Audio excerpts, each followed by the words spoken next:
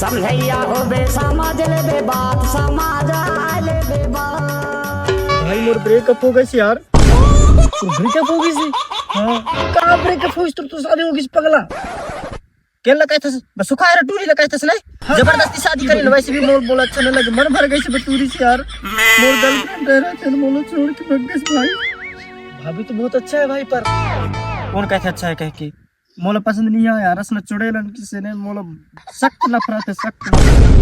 भाभी अच्छा है भाई नहीं है अच्छा भाई।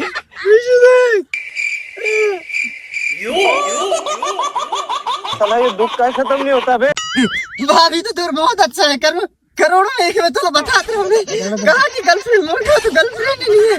ये अच्छी तरीके से पता मोर का गर्लफ्रेंड ही नहीं है की बोलना हुई ये हमारा अच्छा पति है सच में यही बहुत अच्छा है भाई पता है। अरे भाई